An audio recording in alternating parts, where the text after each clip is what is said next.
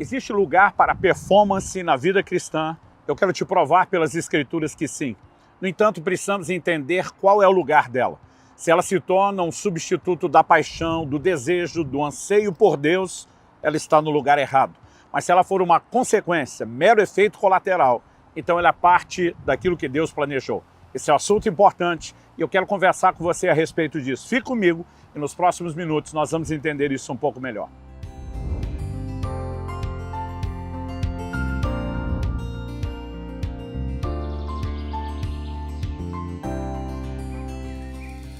Estou hoje em São Francisco, Califórnia, passando para trazer mais uma palavra ao seu coração.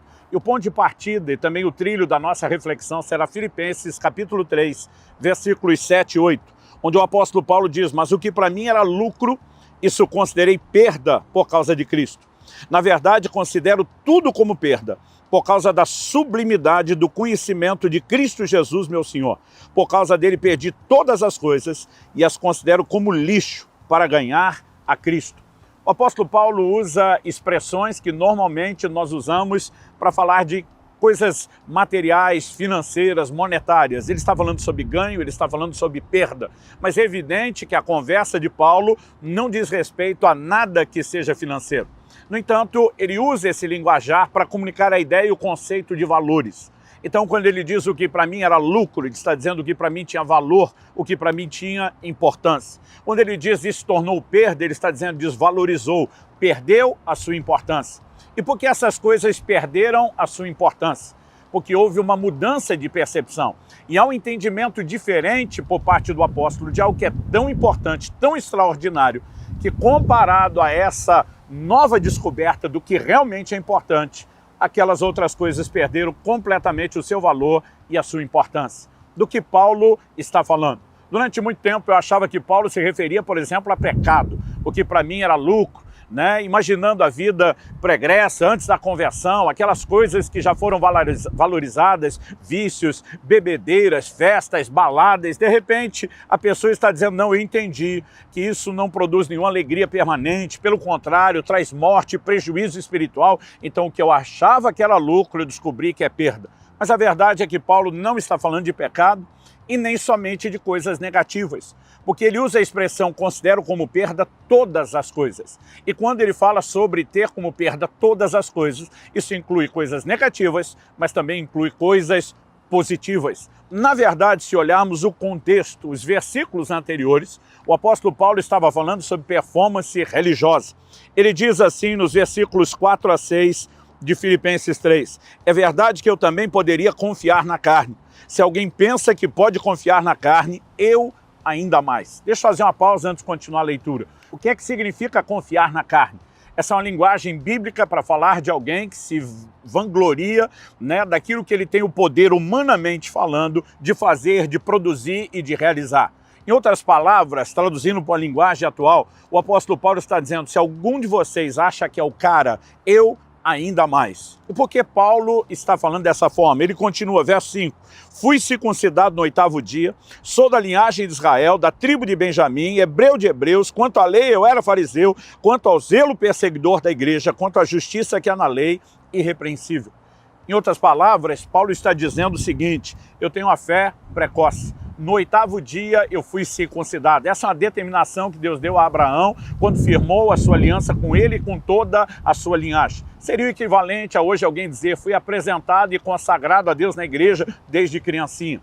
Quando ele usa a expressão da linhagem de Israel, da tribo de Benjamim, hebreu de hebreus, ele está dizendo aqui tem história, tem muitas gerações servindo a Deus. É como se alguém falasse, você pode voltar toda a minha linhagem, toda a minha ascendência até o patriarca Abraão e você vai descobrir que existe uma história de gerações e gerações e gerações servindo a Deus. A conversa continua a mesma, performance religiosa.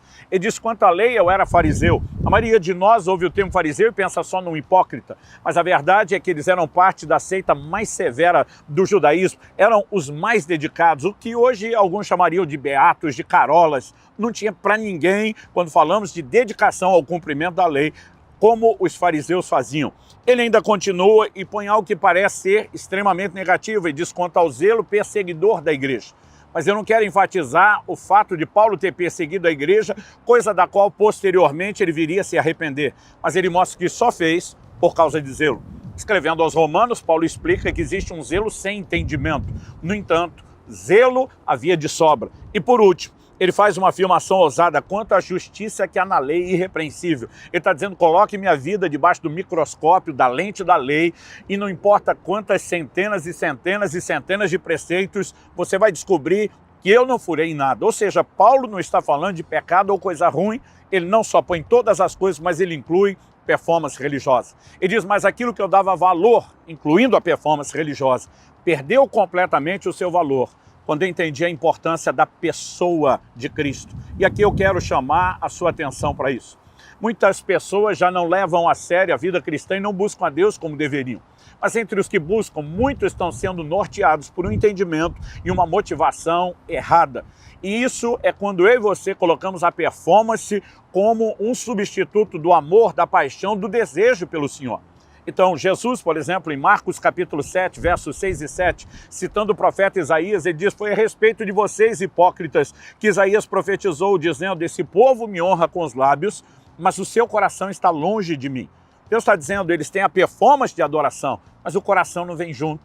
E Deus chama aquilo de uma adoração inútil. Algumas versões dizem que aquela adoração era uma farsa. O que eu e você precisamos de fato compreender é que performance sem paixão, ela se torna algo perigoso, eu diria, profundamente prejudicial. Escrevendo ao anjo da igreja de Éfeso, no Apocalipse, o Senhor diz, eu conheço as tuas obras, o teu labor, a tua perseverança, eu sei que vocês suportaram provas pelo meu nome e não desfaleceram, e ele está reconhecendo que é uma igreja de alta performance, mas ele diz, tenho porém contra ti, que abandonaste o teu primeiro amor. Em outras palavras, ele está dizendo, a performance está altíssima, estratosférica, mas a sua paixão está lá embaixo, está lá no chão, no chinelo.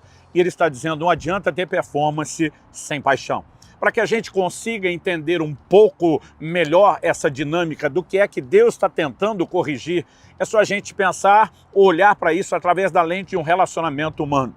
Eu, por exemplo, estou nesse momento em que gravo o vídeo para completar 28 anos de casado com Kelly, minha esposa. Eu fico muitas vezes parando para pensar em um dos muitos deveres que eu como marido tenho. Por exemplo, há um mandamento bíblico que diz, maridos, amem as vossas esposas. Ou seja, é uma ordenança. A palavra de Deus não está dizendo, olha, hashtag fica a dica, não é uma sugestão, é uma ordem. Então, eu como marido sou obrigado a amar minha esposa. Agora, apesar de eu ser obrigado a amar a minha esposa, isso não significa que eu deva fazer isso apenas com senso de obrigação. Eu fico pensando se cada manhã que eu acordasse ao lado dela, nesses anos de casado, e dissesse para ela, eu amo você, e quando ela fosse abrindo um sorriso de satisfação, eu atropelasse com outra frase, tipo, fazer o quê, né? Deus mandou, sou obrigado, não tenho opção, não tenho outra chance. Eu fico imaginando se nós ainda estaríamos casados ou qual seria a qualidade do relacionamento do matrimônio. Alguém me perguntou outro dia, mas o senhor não é obrigado a amá-la? Eu respondi, sou. E minha esposa sabe disso. Mas o ponto é que ela não quer apenas que eu cumpra a obrigação com senso de obrigação, mas que eu faça com senso de prazer. Por quê?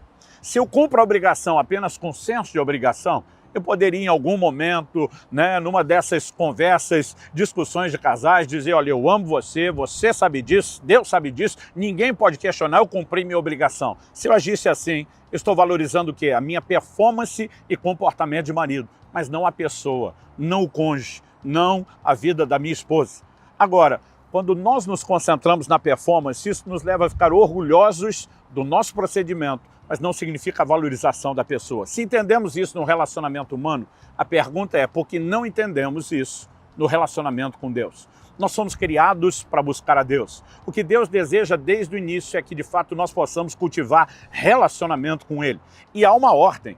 Então, quando perguntaram a Jesus qual o maior mandamento, ele não titubeou e diz, amarás o Senhor teu Deus de todo o teu coração, com toda a tua alma, com todo o teu entendimento, com todas as tuas forças. Mas apesar de ser um mandamento, Deus não espera que eu e você venhamos a cumprir o mandamento apenas com senso de obrigação, mas com senso de prazer. Eu me lembro de um dia que falei para minha esposa, eu amo amar você. Eu estava dizendo, eu não cumpro apenas a minha obrigação de marido, mas você me inspira. Você torna a minha obrigação algo leve, algo fácil, pela pessoa extraordinária que você é. Com aquilo, eu estava dando valor a ela e não a minha performance. A minha performance se tornou apenas uma consequência, um efeito colateral do entendimento da importância que ela tem. Quando o apóstolo Paulo fala sobre ter descoberto a sublimidade do conhecimento de Cristo Jesus, ele está dizendo que isso passou a ter tamanha importância, isso passou a ter tanto valor. E eu diria para você que, inevitavelmente, nós veríamos, como vemos nos registros da Bíblia em Paulo, as consequências de uma performance de busca.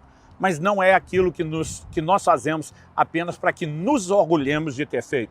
Jesus falou a respeito de um fariseu que sobe ao templo para orar, começa a bater no peito e dizer que ele jejuava 2 vezes por semana, dava o dízimo de tudo, ou seja, naquele momento ele está se orgulhando da performance. Mas Jesus diz que ele não saiu dali justificado, ele não conectou com Deus. E muitas vezes nós incorremos nesse risco. Mas se tivermos o entendimento correto de que a performance deve ser o efeito colateral, o fruto de uma profunda paixão, que então nos leva a nos dedicar cada vez mais, no entanto, como um complemento e não como um substituto.